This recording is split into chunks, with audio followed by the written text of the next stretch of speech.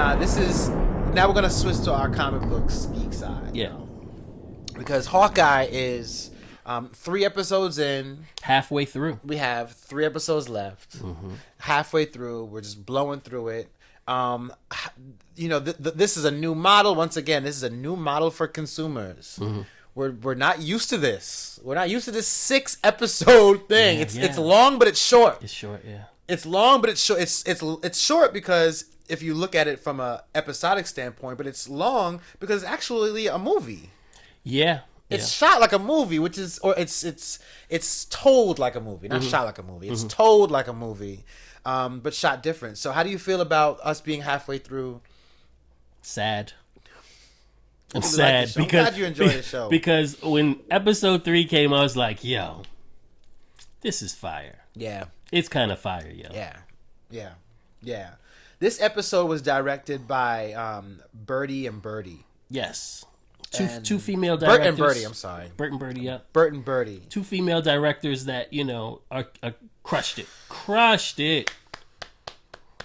And Marvel's been doing a lot to purposely put women in front of the camera. Yeah, man. Falcon and Winter Soldier was predominantly directed by a woman director. WandaVision, the creative team were all female. So kudos to the ladies for just making it happen. Yeah, and this show has a good balance, right, of male, female, antagonist, protagonist. With Kate Bishop, Eleanor Bishop, then you got Echo. Yeah. You got Elena coming. So in order to have them represented in a proper light, then it only makes sense to have a solid female team to make sure that this is, and they're doing a spectacular job. And as much as it makes sense, they don't really do. They haven't. That's a new idea. That's a novel idea. Yeah. So it's cool that they're catching up with the time. So cool. So this episode, once again, like the last couple episodes, if you've been watching Aiight So Boom so far, I was telling y'all I fell asleep watching the last batch of episodes because it was 2 at once. You're disrespectful. I fell asleep.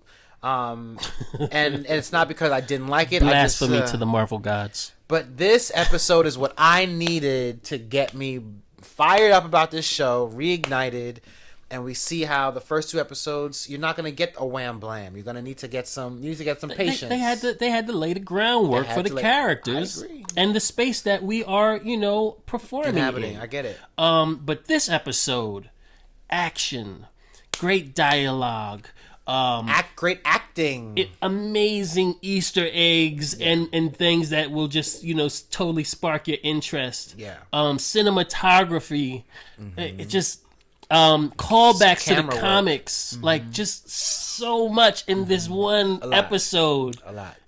I love it. Let's run through it real quick. Yeah. But they start this episode with a formula that Disney does often. Mm-hmm. They introduce a villain at the end of one episode, and then the next episode they give you the backstory of that villain. Yeah. Right? It's a clear formula. They've done it in other iterations as well.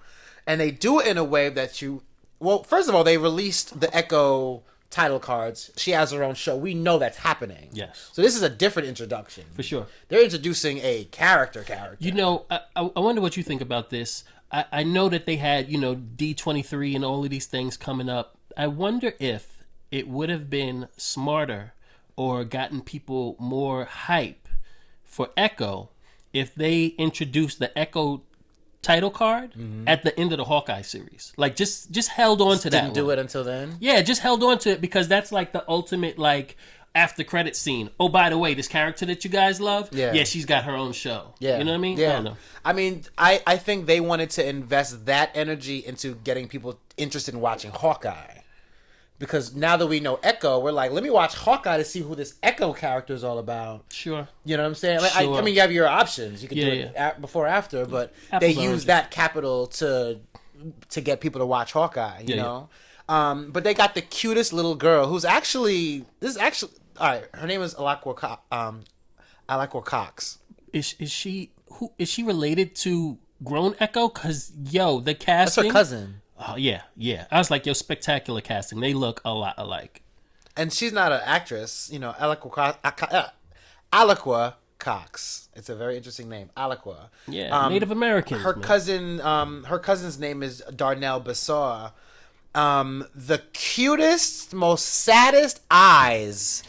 My heart broke every single time that little girl was on screen. Bro, her physical acting, perfect.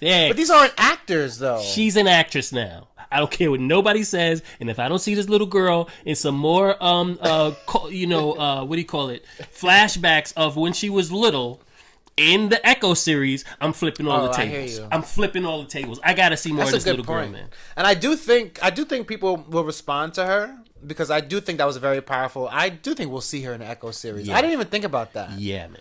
Because heart just breaking. They know how to pull your heartstrings, man. Yeah. In the school, of course, she's advanced, and of course, she had her. Aliqua Cox also has a prosthetic amputee, yeah. leg. So not only is she deaf, representing that community, she's representing a whole other community as well. Yo, she's checking all the boxes in like minority woman. Yo, she's a Native American. She's Native American. She's a woman. She's an amputee. She's deaf. Like, what? Yeah. Can you, if you thought, like, representation-wise, like, Marvel is crushing everybody. Yeah. She's probably a lefty. Right. I was kidding. But nah, they did a good job of just painting the picture of a little girl in a relationship with her father. That was really what they wanted to kind of hammer home. Yeah. In the comics, I believe his name is Crazy Horse. Crazy Horse. Yeah, I think they just called him William here. That's the dude from La Bamba, right? No. That's not him? No, bro. No. That is not what is his name? That's not homie from La Bamba? No, man. I know you're talking about. That's not him. He was also in one of my favorite westerns. Oh, yeah? Yeah, you know the one. Not Lost Boys. His name is Zahn McLaren. I could have sworn he was in that film. I know exactly who you're talking about. All right, anyway. We'll get back to it. But he's part of the Tracksuit Mafia. He wasn't just a regular guy. In fact, he seems like he's like up there, like one of the leaders at the time that he is around to be around. He was in Queen of the South too. That's what I remember him from. He was in Queen of the South and Fargo. I know I've seen him in a lot of things. That dude's in a lot of things. Anyway, so we establish. They have a little conversation. They're speaking to each other in sign language. She's talking to Dad about, how can dragons enter this universe? Mm-hmm. And that was kind of a metaphor to show how you enter different worlds. And it makes her more powerful. And right. Certain things like that were just a nice little. She's got to navigate between the deaf world and the people that can hear world. People that can hear world. I don't even know what to call it, right? I'm not gonna say normal. She's normal. She's just deaf. Yeah, no doubt. She's upset because she thought that she was going to be able to go to a deaf school, and it seems like he's not able to send her there for whatever reason. I would assume it's like money. He doesn't have the money to send her there. But he works for people with money. I don't know. Hey, uncle. She's got what seems like a pretty rich uncle. So they show the little martial arts scene. Yes. Well, even in the scene with the father, there's a little handprint on the back. On the back wall. Oh yeah? There's a little handprint on the back. Yeah, they did a couple callbacks to her echo-ness. Mm-hmm. But before we even get there, the first scene, she's in school. And, the teacher's talking to her, right? Mm-hmm. And it seems like she's not paying attention or whatever. And, like, it's like words. It shows on the screen like she doesn't even know what the teacher's saying or whatever. Right. But she's like, she looks at the work in her book, in her workbook, and she's like, and she knocks it out. Right. Like, so you can tell, like, automatically, like, she's super smart. Right. That scene reminded me of Man of Steel. Man of Steel, there was a scene where they showed a young Clark in a school setting, in a classroom setting, and his powers were going crazy. Like he was seeing like the teacher's heartbit. Remember that? And his mom had to come and save him. Like it was the same. It was a nice little setup to show a child with powers. Yeah. In a classroom scene. I wonder. We'll get into it. Continue. As she's a kid, she's fighting in a little martial arts arena. Yes. And they show the little black kid was hilarious. He's like acting is such a precise like, thing. Yeah, man. If you can nail the physicality of it, like the other parts come. You know what I mean? And he's just like in it, and he's like, yo, you sure? His facial expressions. You sure you want me to kick this little girl? Seriously, everything he said was like. And it was about 5 seconds, but he conveyed everything you needed him to. Yes. And she noticed while he was fighting the other kid how his foot placement was. The other kid. Do you know who the other kid was? No. Who? If you look at the credits, it was young Kazi. Really? Yes. So, what does that mean? They were cool since back then, and perhaps. How'd you know that? It's in the credits, yeah. That's dope. So if you think about that, it kind of changes the whole dynamic of the Kung Fu school, right?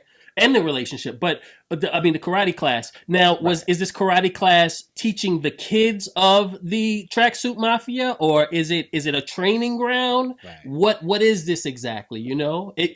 Before you would look at it as, oh, he just takes his kid to karate class. Right. But now you look at it in terms of there's something interesting about this karate class and why they're even there. Yeah. That even confirms to me more that they're going to go into more of that in the Echo series. Yeah, and if you guys don't know, Kazi is the youngest tracksuit mafia dude who knows the sign language, and is also in the comics he's known as Clown. We'll definitely get into him because he has more of a role in this episode for sure. That's really, really dope. So as she takes the little black kid down. At the end, the father comes, and I think that's the first time we see him in a tracksuit. Okay. Right? Because when he was with his daughter, he wasn't in a tracksuit. Yeah, he was just wearing regular clothes, right. But that's when we learn, he's part of the tracksuit mafia. Yeah. Right? So he bends down, kisses the daughter, your uncle will take you home, blah, blah, blah.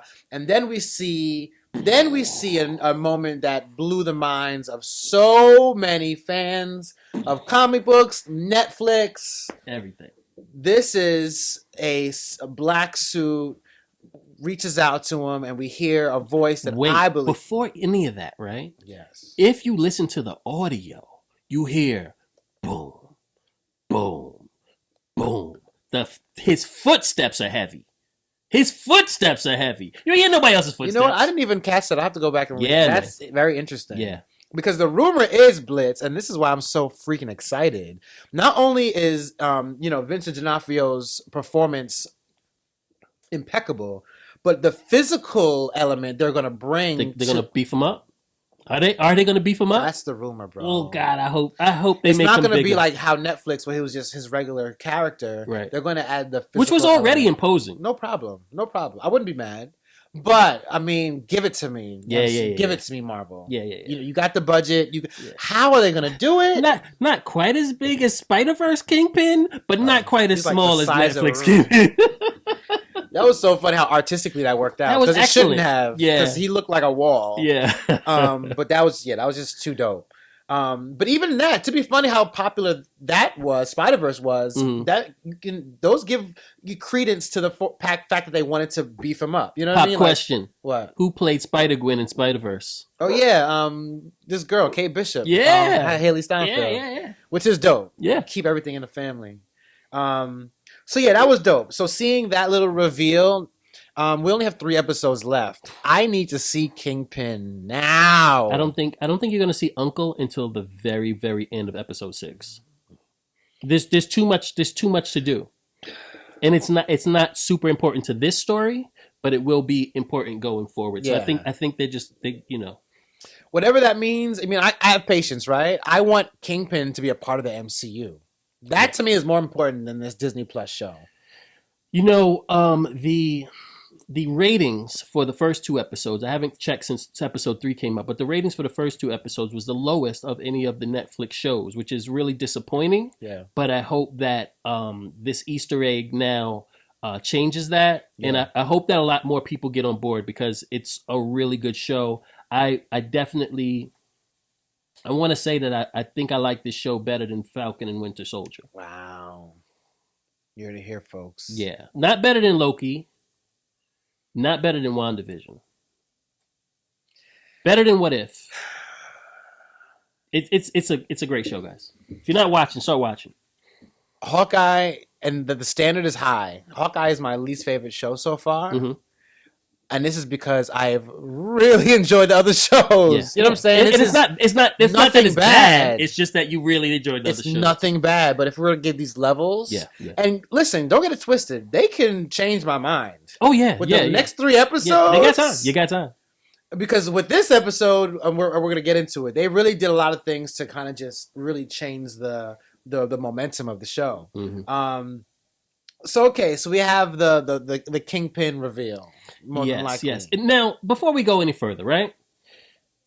We assume that this is Kingpin. It looks like Kingpin. It feels like Kingpin. It should be Kingpin because of the original stories from the comic books. You know, in the comic books,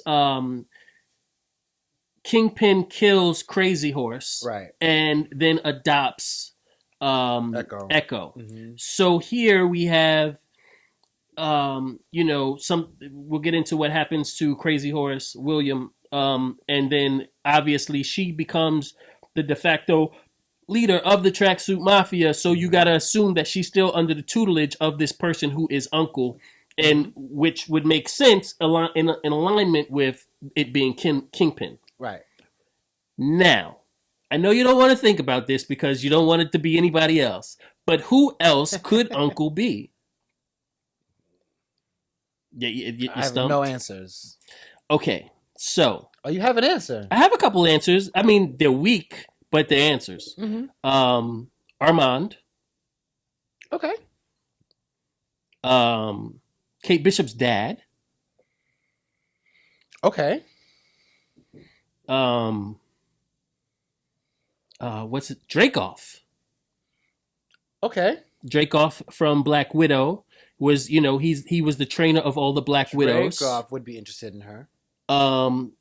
This little kung fu class seems like a little bit of a training ground. When we first see Echo, she's bathed in red light, like the Red Room. Right. That's true. And she has the same power set as Taskmaster. She does. It's just a thought. She does. They haven't gotten into the power. We don't know how far they're going into the whole skill set. Yeah. But that definitely makes sense. Yeah, okay. Yeah. So, what do y'all think out there? Leave in the comments. Do you think this is a misdirect maybe? I remember the WandaVision moment with the engineer with Monica Rambeau, how we were like, this is Reed Richards. This is right.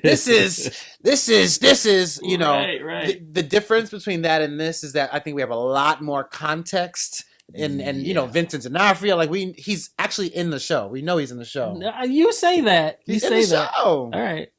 But yeah, I mean, we'll see. But I believe it's him.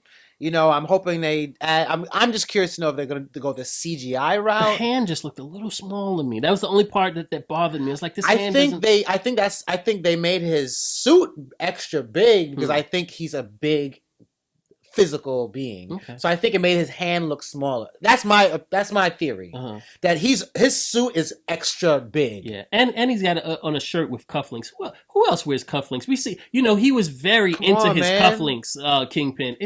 But come on, man. But I feel like they could be. His voice sounded like him to me. You know what I thought about it? Armand is the uncle's name, right? It's Armand? Armand III.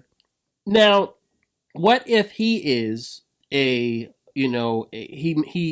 a billionaire, maybe a millionaire, multi-billionaire, maybe a billionaire. Yeah. He has a lot of money. What if he is a criminal mastermind like a Silvermane? Mm-hmm. He's an older man that looks very much like this. What if he didn't die? What if he faked his death? What if they got him out of there and he wasn't dead yet, and then he gets his animatronic body like Silvermane? It's just listen, man. The speculation is what drives us. It's why we're here to do this, right? It's just different ideas. Just throwing it out there. Well, the mom owning this security company, that can lend to some comic book shenanigans. You mean Madame Mask? Right. That can lead to several. This is the same thing we did with Falcon and Winter Soldier when I was like, it's Power Broker. Power Broker. Sharon's Power Broker. So you know, Gosh. you're gonna get that moment when I was like, I told you. No. Somebody said online that the Power Broker was behind the auction. yeah. I could see that, but nah. But yeah, right. But yeah, yo. So we're introduced to Ronan, to Echo, but then Echo witnesses this Ronan battle. Yes, She kind of they're at a garage. At a garage Mhm. that I believe, I might get it a little bit wrong, but it was called Fat Man Towing or something like that. Mm. And the only Fat Man we know is Kingpin. Yeah. Wow. Just saying. Yeah. I didn't catch the name of that. Yeah. Fat Man Towing. Come on, man. It's definitely Kingpin. So she kind of witnesses him running through cats, room to room. Yeah. Just killing. Demolishing these guys. In this episode, you know, we knew this before, but this episode really confirmed Clint was on some ish. Yeah. He was letting out some aggression. He was raging. He was out here murdering people. Yeah.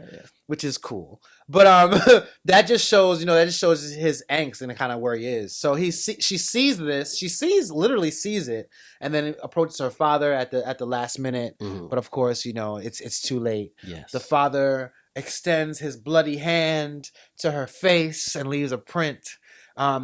Whether you'll see soon, that's a huge part of her character. Yeah. Even though it's not on the side of her face, it's like really like on her face. Yeah. But we can tell that influence is there. And we saw when we first see the father that he has that sun that it's like a circle with triangle points all on the outside that Echo has on her costume. On his neck as a tattoo. Gotcha. And then we see it later on. She's wearing a leather jacket and she has that same.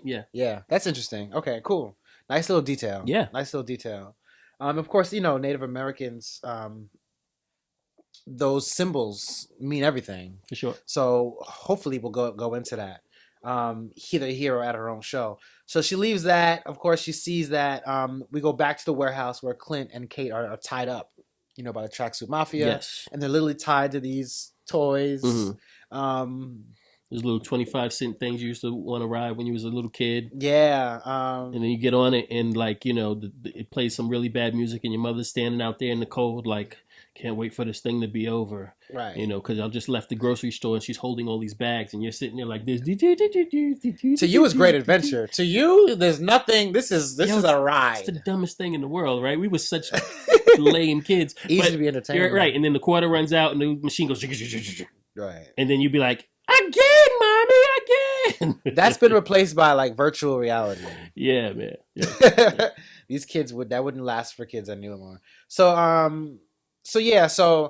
you know, they have a little funny banter. You know, Tracksuit Mafia, they're goofballs pretty much. But that pretty much leads to Echo kind of approaching them, and she notices immediately the hearing aid. Yes. Of course, you're like me. Right. He's like, nah, I'm hard of hearing, right. And it looks like he tries to throw her off. He's like, he says something about a cookie. Like he says like a really simple. So I read that as he knows sign language, but not as much. Yeah. As, you know, she was probably signing too fast for him.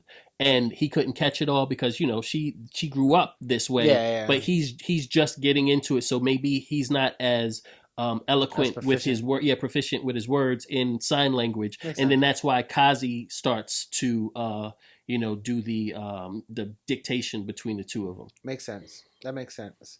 But of course, she notices it. Doesn't believe his story. You know, of course, Clint's story is, you know, she doesn't, you know, this 9-year-old didn't kill your father. Yeah. She took the suit. She didn't know what she was doing. I saw Ronan die. Black Widow killed Ronan. Yes. I saw this myself. And I guess because, you know, she has high detection skills, she can tell he's lying, which he is.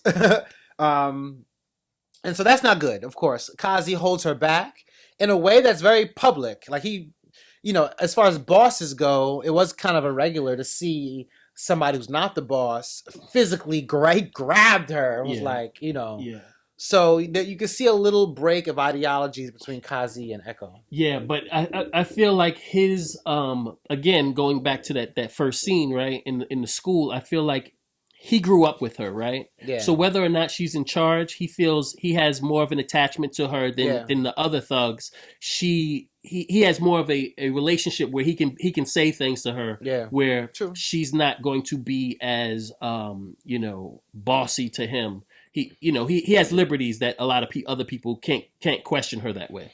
What's interesting is that you found that out because you saw that, right? 95% of the audience has no idea that little boy is Kazi. Well, I didn't know it until after the episode was over, right? Yeah. So in watching it, I was like, why does he think that maybe they're in a relationship, Right. maybe something like that. But obviously it always felt like he was her second in command in a way, or that he could take liberties and have deeper conversations with her than the rest of the tracksuit mafia. Interesting. Very interesting if they were training them kids to grow up to be tracksuit mafia members. That's really, really crazy. So Hawkeye, they go back and forth. Hawkeye eventually breaks free using kind of Kate as a little distraction. Well, what happens is Kazi, his hands are tied or taped in front of him, and then for whatever reason, Kazi takes it off, right, and then he reties them behind his back, which gives him the chance to break himself free, to edge it out. So he mentions how overconfident she is, but I'm gonna take care of this. He kind of scrapes it out, breaks the duct tape. He dips out. And he kind of gives her an opportunity to kind of, be by herself. But he takes all of the fire and kind of takes everybody elsewhere and dips and finally gets his bow and arrow in the little shed and has a little battle with Echo. Gets busy. And he starts to get busy. Yo. How many movies has this guy been in? And we never. Where has this Hawkeye been all our life? And it's not an hour. It wasn't an hour long. It was a few minutes. Yeah. It was a few minutes, but we got to see the marksman do what he is paid to do. But it was just so done. It was just so well done. Yeah, man, he's so proficient with that bow and arrow, like in closed spaces. Yeah. Because that's the thing, you need distance, right? So I remember when he grabbed the bow and he hit Echo with those two little arrows that kind of pinned her to the wall. Right. With no physical harm to her, just pinned her to the wall. Right. Obviously done purposely. Like, that's the hero in him. He definitely could have just killed her right there. Yeah, he could have killed all of them like he did when he was Ronin. But he's not Ronin now, and he's doing all of this damage to all of them. That for the most part, I mean, I think I saw one guy maybe die, but but for the most part, he's shooting them in the shoulder. He's stabbing them in the foot. He's pinning them to the wall. In ways that it's going to hurt. I'm trying to get out of here, but I'm not trying to kill y'all. Yeah. The fatalities come later when they're in the cars. But no, this was just so well done. The action, the fight scenes was just so eloquent. But we lead from, of course, Kate Bishop eventually gets free, kind of kicks Kazi's ass. And then they reunite outside. They pass the 72 Challenger. Yes. And the 72 Challenger, he actually says, "I'm not breaking into a 72 Challenger." That's the car that they use for the comic book series. Yeah, in the comic, for the same chase. Car. Yeah. So that was a little, cool callback. So they get into the car. Of course, Kate wants to shoot, right? Well, before that, right, we see that again. This warehouse that they're in, that they're using as their base, is a old rundown KB toy store. Yeah, shouts to KB toy store or warehouse that went out of business. I think in 2007. No. I think it went out of business in 2007. That late. And this is in 2000. When is this? This is now, right? Well, that took place now. This is now. It's actually in the future. This is like 2025, I think, if you think about it, because Endgame was 2024. Mm-hmm. Was it? Yeah. I can't remember, but anyway, this is in the future. It's still in the future because we went 5 years ahead to Endgame, and Endgame was 2 years ago or a year ago? I believe so. It's 2 years ago. It should be 2 years ago. So we're still kind of in the future. Anyway, that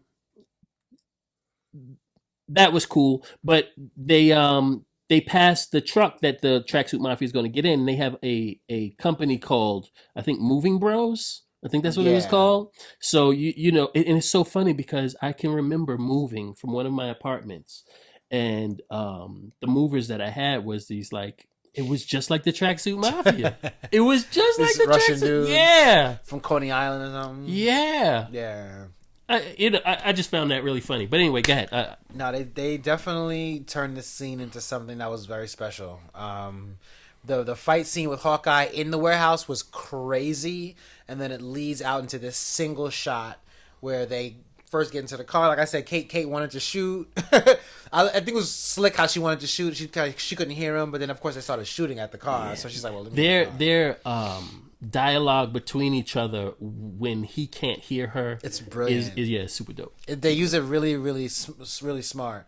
So this, you know, starts with the music, like the classic music, Sugar Plum Fairy, You know, and they change the music at the right time, just to really give how focused this chase scene is. But they use that singular shot to kind of go back and forth in 360 within the car to really show the opposing views. It's just really, it was one of the coolest shots. You know, this seamless shot of looking all around the car, and then Kate like comes up out of the car, and the shot is still seamless and goes up. I'm like, yo, how they doing this? Yeah, he turns around, they skid. Yeah, it follows it. Like it's done very, very well on a technical level. Yeah. You just don't see those things done. Yeah. You know, so shouts to Disney Plus for existing, because we never would have had these opportunities, which I'm just so grateful. So anyway. That leads to that scene leads to the trick arrows. Now, you can't have this episode without mentioning the trick arrow. In the comic book, it was more of a big deal, but I'm glad that they were able to bring it out. I hope we get more trick arrow action. Oh man, I want so many more trick arrows. What they did was, so they have, you know, he has a bag and he's like, listen, I don't have any more regular arrows. I'm all out of regular arrows. So everything here is on some ish. Don't just mess with him. She's, of course, super excited to jump into the bag. He came in here, so the communication is just all over the place. Yeah. She grabs it. The first one she grabbed was a putty arrow. Yes. Right? So she grabs a putty arrow, and, of course, you know, she shoots the putty arrow. After she shoots it, he's like, yo, just shoot the putty arrow at the tires. But so she has no idea what arrow is. Dumb late. Which is just really, really smart. Putty arrow and then the explosive arrow. Yeah. Right? Which kills. They died. Those are fatalities. You could assume that was a fatality. That's an assumption, though. They all died. Fried. Well, there's only one. I think there's only one guy in that van. But yeah. And then there was a plunger arrow, which was used the most eloquently, because we can come back to the plunger arrow later. Right. He's like, what do you need a plunger arrow? So at first you're like, oh, it's a dud. Okay, ha ha ha. So you think that joke is over. Then there's like a web arrow when they were going through the Christmas trees. Yes. And like it shot out this. Right, shot out like kind of like cable spikes. Yeah. And then retracted back in, right? Yeah. So it like shot out, and then whatever it stuck to is now being pulled into to hit that van or whatever. What I thought of, you know what I thought of? The Spider-Man scene. When he's on a train and he's over here. Yes. Like I thought of that kind of projectile. I mean, the image came to my mind. Got it. Anyway, so after that, we had the acid arrows. They used it on the stoplights, which was very cartoonish. Yes, and if she would have picked that one at a different time, would have been very ugly. Right. Like, why mess up? If she shot the acid arrows into like the van, like those people would have just disintegrated. They just would have died. Which would have been cooler. But anyway, then this purple smoke arrow, a little perp smoke arrow. Yeah, interesting that the arrows that emitted something were all purple. Like they went with the Hawkeye colors. Which is funny because branding is a part of the the humor of what they're trying to bring into the table. Remind me of Agatha Harkness. And then they got to the bridge, and he says, yo, I need you to take out this truck, but I need you to shoot up. Bro. Get it from above. So we don't know what he's doing. She's like, this is a regular arrow. What am I going to do? Yeah. Then my man Clint pulls out the Pym arrow. Yeah. I was like, Like, why is she shooting up? Why does she have to make this arrow arc? What is special about this arrow that they wanted to go like this and then come down? Like, is it going to, like, make some big, like, something? But no. He pulls out the Pym arrow with the Pym logo on the side. So, Pym made this for him, right? Or he stole it. Hank Pym. No, why would Hank Pym make arrows? Like, the only reason is to help or Hawkeye. Clint stole it. True. I mean, I'm just saying. I mean, it was an arrowhead tip. What Yes, is he making was. Pin arrowhead? It I don't know. was. It definitely I don't think was. he stole it, but it just makes you think about if Hank Pym is playing nice somehow with the Avengers or whatever, because Hank Pym's kind of a jerk, right? It's interesting to think about what the backstory of just that is. Agreed. Agreed. But anyway, agreed. Kate's arrow's in the air. It's about to, start its descent, and he lets it go and hits the other arrow. Bruh. I mean, you destroyed the bridge. I don't know how they cleaning that up, but it was definitely very cool. Arrow comes down, turns super huge, and just impales the back of this truck. Are we going to see any more Pym arrows? Are we going to get... Anybody going to get small? Like, that was just a very... I mean, fan service. That's just fan service. Super, super dope. Like, that was one of those moments like, Marvel! It's Marvelized! Yeah. And it also gives you, the idea that Hawkeye can do anything. You know what I'm saying? Like, he can do a lot. Let me not say anything. He can do a lot. This, if for no other reason, this show shows you why he is an Avenger, or why he should be an Avenger, or why he should be allowed to hang out with these superpowered people, because just his sheer marksmanship and the things that he can do with all of these trick arrows, is an asset. It really, really is an asset. It is. Aside from his inspirational superpower. Right. No, and the fact that he's just he's been through it all, and he's in the shadows. Well, we'll get to that in the conversation that they have with Kate Bishop. But that Pym arrow was definitely it. After that, we have a couple more guys to hit. So he's like, "Cover me. We're running out of arrows. Yeah, we're running very low on arrows." Yeah. Matter of fact, he hands Kate Bishop a USB arrow. So he's like, "What do you want me to do with this? Just cover me." He runs, and at first I'm like, "What are you doing?" Yeah. He runs to catch the plunger arrow off of the car. Sometimes you got to repurpose your arrows, which was smart because you don't see that. You don't see someone shooting an arrow and then getting it again. It's like, yo, I need that. But Hawkeye, I've seen he's actually done it in Avengers: Age of Ultron. He's efficient. Like he'll grab his arrow back and shoot you again with it. Right. He don't play. So there's a budget involved. Yeah, and how many arrows can you carry, right? Like literally. So as cartoonish as it is already, right? Because he's already bending reality to have him exist anyway. For sure. They try their best to kind of keep it in confines of some sort of reality. So this plunger arrow, he grabs the plunger arrow off the car, runs back. Of course, she shoots this USB arrow that is more of a distraction than anything. Tell me something. Yeah. All right, so boom. Yeah, boom. The USB arrow. Have we seen that before?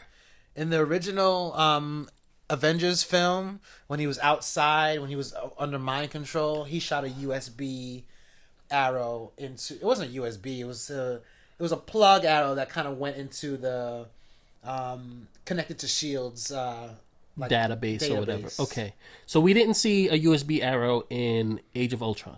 What If is the closest to a USB. That's what I was thinking. Yeah. Was there a USB arrow in What If? That's how they downloaded the virus. I was like, I've seen this arrow before. Yeah. Super. That's a dope callback. It is.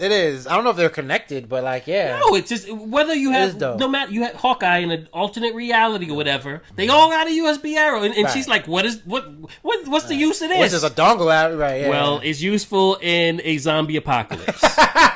Kate. Hopefully, you never have to learn what this is used for. Right. You know what I'm saying? Hopefully, Kate Bishop never has to learn. Yeah, man. When we gotta, download MODOK. I mean, not MODOK. Arnim Zola's brain into another body. That's funny. Yeah. Nah, but that was definitely a little thing. So the trick arrows, cool. That was definitely done very, very, very well. I don't think a lot of people caught that with the USB arrow, by the way. I honestly don't. Yeah. I honestly don't. Yeah. Because he transforms the bow right after. He grabs the plunger arrow, runs back, transforms the bow into like this cool little grappling bar. Yeah. You know, that two people can hold, which is savage. You know what I'm saying? Goes on and kind of goes under the train. They do the fallback shot we see in the first Avengers movie, just jumping out. That we also see from the first panel of the Matt Faction Aja comic book. Right.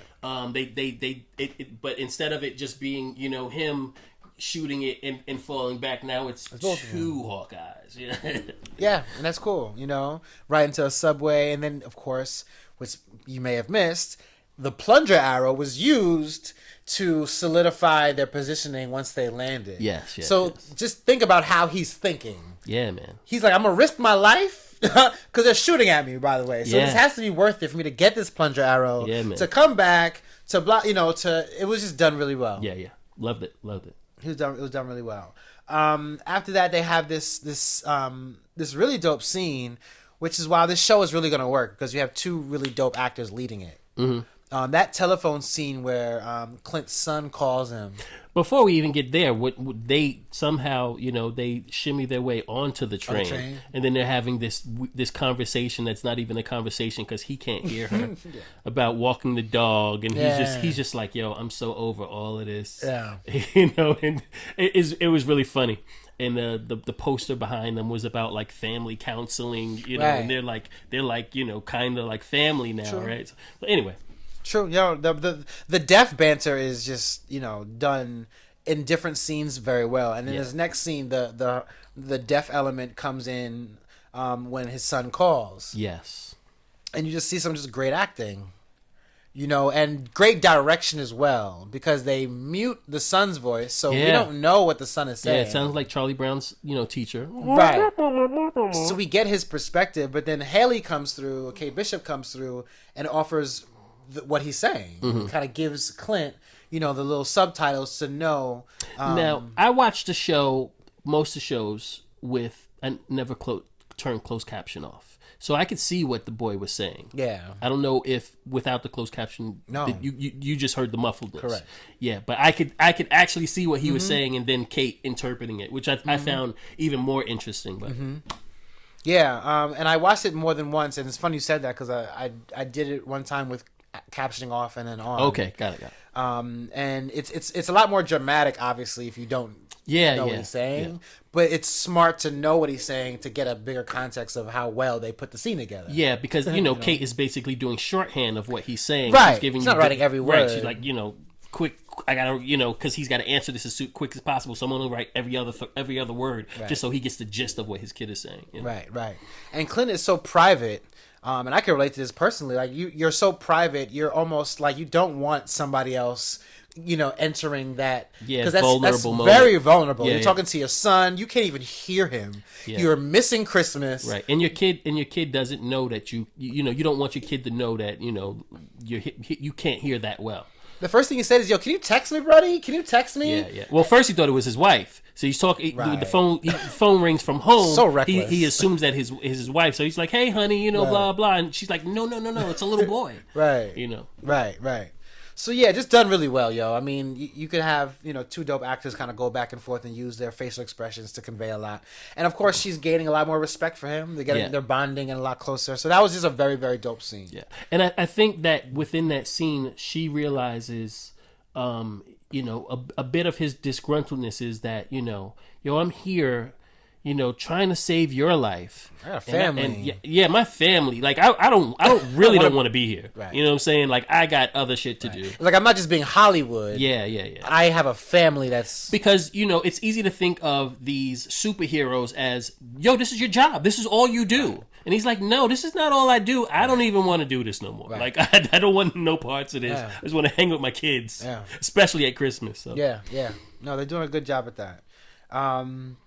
We get back to Echo now, and Kazi is coming back and forth, and the highlight of this back and forth with them, because Kazi's a little uncomfortable how they're getting a little rough and getting a little bit too attached to this Ronin storyline. Yeah. He said Uncle might not like this. Yeah.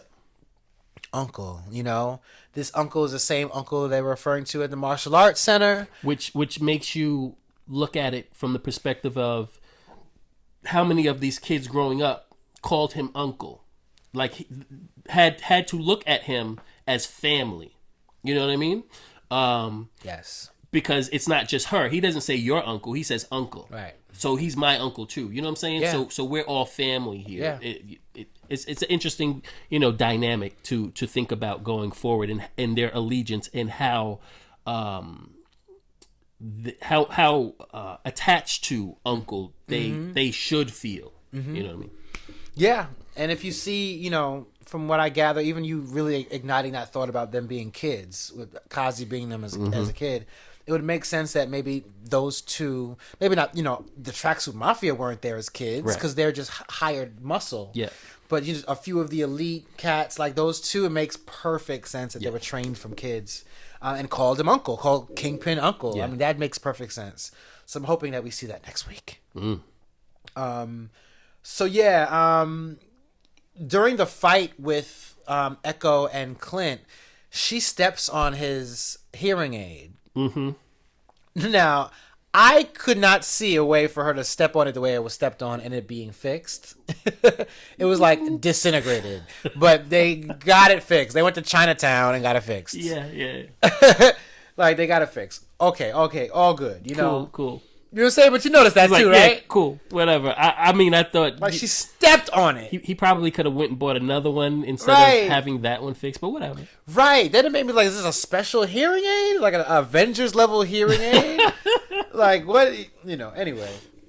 They have this conversation at a diner after they drop it off. Mm-hmm. And this is another way where they very eloquently use the hard of hearing, the silent treatment to have this conversation where she's spilling off with her excitement and his hearing aid's not even in.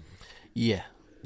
It's fixed. He just doesn't have it in. I just want to listen to you. So she assumes he's listening and she's just like, and then by the time he dips in and she realizes it, they pretty much have the OG convo where it's like, listen, I know how it feels to feel that you're in that moment where this is what you want. Right. This is exciting, right? But nah. Helping people is not. Listen, you ain't got no powers either. Yeah. You ain't got no powers either. You trying to do this on the ground level? It's not gonna be an easy road. It's you want to help people, sure, but there's a lot of sacrifice that comes with helping people. Yeah. And the first Avengers movie, Joss Whedon decided to have him be a zombie for most of it. So in order to balance it out, we don't speak of Whedon here. So in order to balance that out, they said, well, let's give him a family. Mm-hmm. So that turned into now he has a family. So now when it comes to Endgame and Infinity War, we can expound on the family aspect. Thus Ronan. So I like the fact that he has a family. Oh yeah, for sure. I like it. I respect him so much more because he has a family. In the comics, he doesn't have a family. He doesn't. So this is this whole new backstory that they made just for the MCU, and it works. Yeah. I don't mind it one bit. Yeah. His daughter's played by one of the Russo brothers' daughters. Yeah. The she's oldest doing a great daughter. job. And she is doing a great job. Kate Bishop hand draws his comic book accurate costume. Right. And in seeing that is probably why in the LARPing scene we didn't see that costume. Right. That we did see in a little featurette. Right, like a deleted scene. Yeah, that they showed the LARPing scene and then you see the comic accurate Hawkeye suit, right? Mm-hmm. But if they put it there, then they couldn't have her draw it, and I was so confused when you sent that. I was like, was that there? Yeah. So I'll put it up on the screen, but they had an actual in the LARPing scene a little Easter egg of the actual Hawkeye costume, not on Hawkeye, but on just some random LARPer.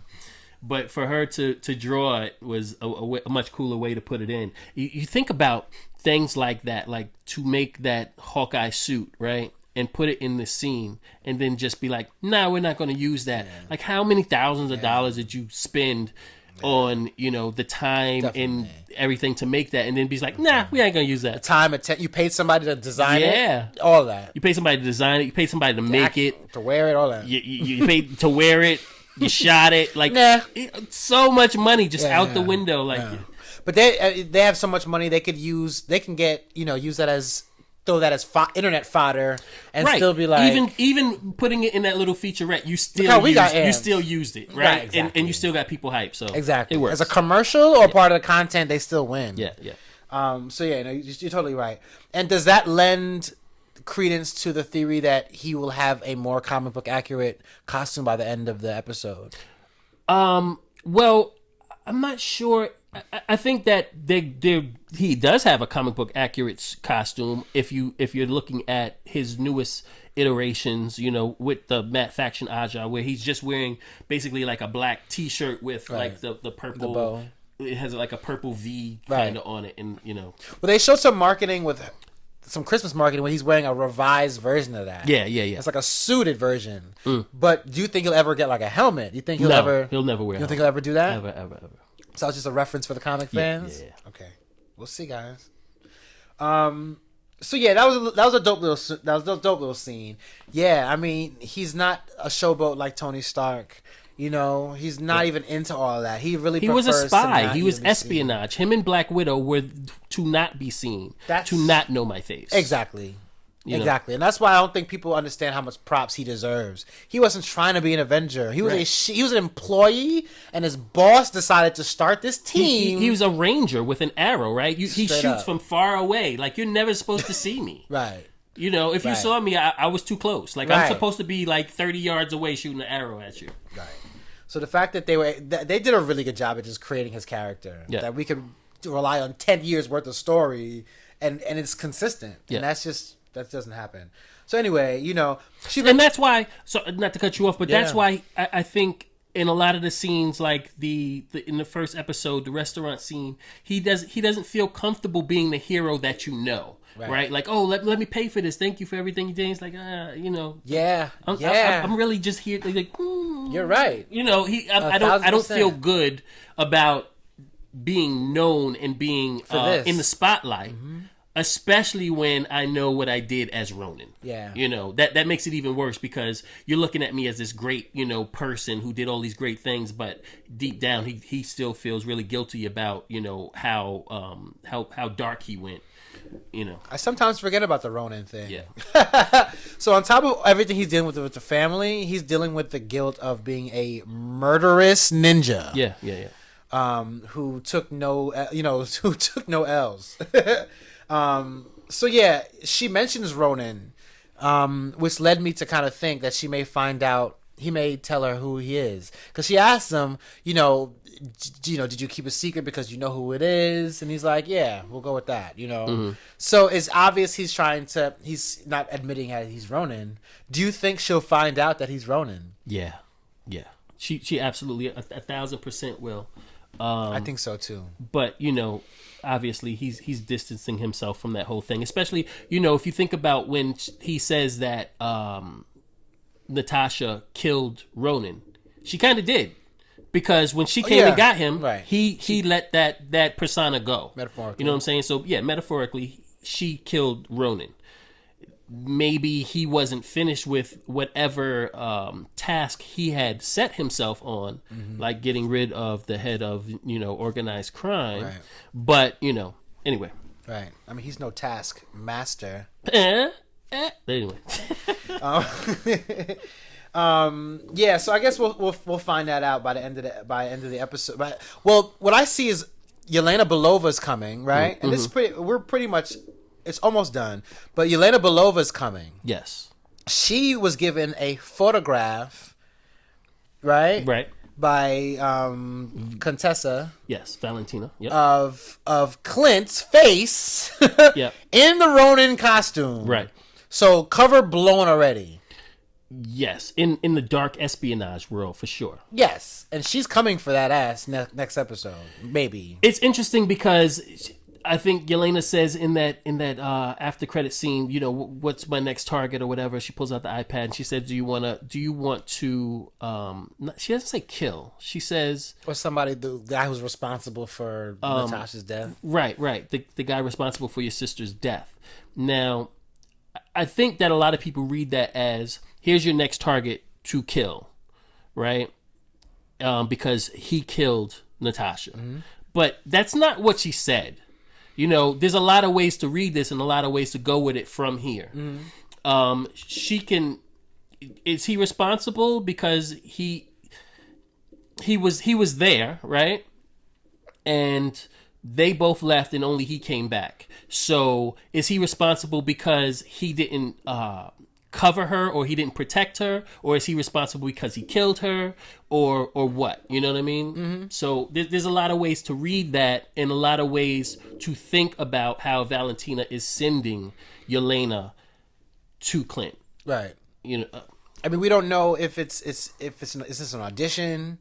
Is it something where Contessa knows Clint is an Avenger and just needs to clear the board? I mean, 1,000,000,000% she knows he's an Avenger. Well, yeah, of course. But she also knows he's Ronin, and maybe Ronin is somebody that she needs to take out. Yeah, because I'm still halting her as a bad guy, So I'm trying to think how I don't know, but she's using her as a weapon, and we'll see how that goes. Yeah. Are we gonna see a Yelena versus Clint fight, like a spy versus spy? 1,000,000,000,000 quadrillion %. Are you going to see them fight before they come together? Yeah, that's always which happens in every single comic book. It's always got to happen. And in fact, there is you saw the release for episode next week. Yeah, and you see. Well, I assume that is a clip from next week where you see Elena and she's wearing a comic accurate. Not comic accurate, but a comic. It's close, inspired. Yeah, very close, comic inspired suit where she has on the spider night goggles where you have like 2 eyes and you got like another 3 up here. Looks really cool, ninja-esque. So I'm excited for that. Yeah, I can't wait for that. But I think my point is to start with that is I think through Yelena she's gonna blow up your Ronin spot for Katie. Yeah, that's just yeah, throw that out there. Yeah.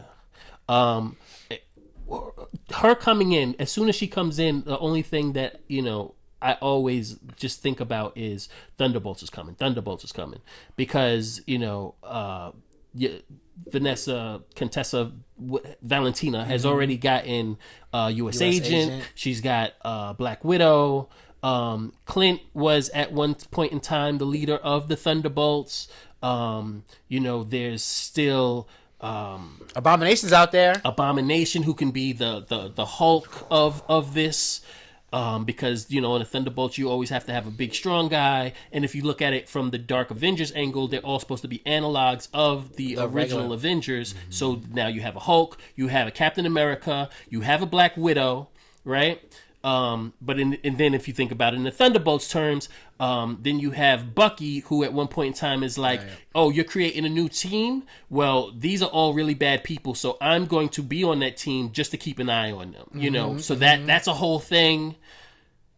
Just so much that can happen, so much. The sad part about the Young Avengers, because it seems that the Young Avengers will have to take them down. Yeah. Is that they're all diluted versions of the real Avengers from a power set standpoint. Yeah. And that worries me. It's interesting that there's 2 teams that are both analogs for the original Avengers. You know what I'm saying? Like, because the Young Avengers are like the younger versions of these Avengers, and then you have the Thunderbolts or the Dark Avengers that are a dark or more menacing, maybe bends the rules more version of the Avengers again. So they're still milking it. They're still milking 2012's Avengers. There still will. So that's interesting, yo. I mean, they head to Kate's mom's penthouse because she has a security company. They could get past firewalls a little easier through there. So they get in there. Clint's like, yo, is this people live here? Like, this is a house? Right. He's like, I'm in the wrong business. Straight up. And there's swords everywhere. Wait. So they walk in and he's like, you live here? And she's like, yeah, my great-great-great-grandfather built this place. And I'm like, that's weird that he built it. What do you mean he built it? Like, did he have it constructed? Or white people did back then? So he had money, right? Yeah.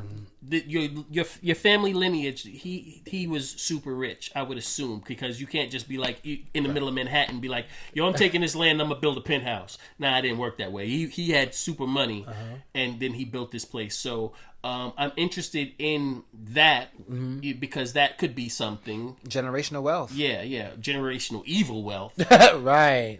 You know. Right. Right. Like some historic things. Maybe. But then Clint says, you know, they start having this conversation about Armand dying, and he says, how did you say he was killed again? I think I only watched it once, but I'm pretty sure he says that, and she's like, yeah, he was killed with a sword. As Clint is walking by a wall of swords. Yeah. you know, so I'm like, yeah. I think the next episode, because that leads to the ending where you could tell I think he senses something as he's walking. Yes, which is very interesting because obviously you would assume that his senses are not as good as they used to be with him having to wear hearing aid, but he just feels something is off in this room. Yeah. So he still got it, no matter what. He still got it. The levels are fluctuating, but he still got it. Yeah. But he walks right into his own sword. Yes. Which is cool. Yeah. Because that's his sword, held by the swordsman himself, Jacques. And that led me back to the swords. I'm like, are y'all going to fight with these swords? Yeah. Are y'all, like, all three of y'all going to just start busting these glasses open for these antique swords? I would love to see that. Love to see that, a sword fight between the three of them. And she's gonna get involved. And swordsmen wiping, busting their ass. That's exactly what's gonna happen. That's what I want to see. He's gonna bust both their ass. Yeah, man, I wanted to see him get busy. That's exactly what's gonna happen. A thought of my mind came, like, maybe because in the comics, Swordsman trains Clint Barton. Yes. Is it like, oh shit, Clint? Right. You know what I mean? Right. It could be something like that. It could be, or it could be that. You know, in the last episode, we were calling him a bad guy. He's not a bad guy. Right. He was a bad guy because he was on the bad guy circus team with Clint. But eventually, he becomes an Avenger. Right. You know what I mean? Right. So, he's just a jerk. He's always a jerk. So, it could be that he winds up training the new Hawkeye in this iteration instead of him even knowing Clint. But it's possible both ways, Yeah, that'd be savage. Yeah. But I believe he's gonna definitely be a mentor for Kate. I definitely believe she needs that. Oh, yeah. She's not ready yet. She's a little, what do you call it, rough around the edges, or a little green. Little green. She's wearing purple, but she's green as hell.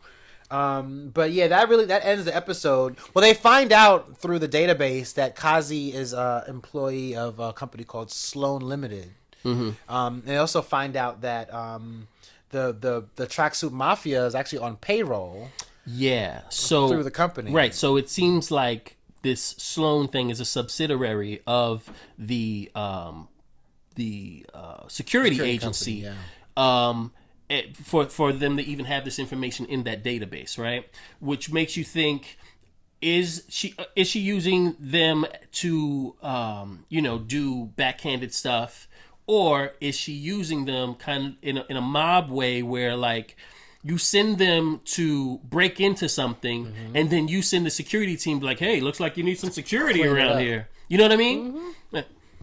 They remember the Tracksuit Mafia was after a watch. They had a very specific directive. It looked like, to me, an antique Rolex.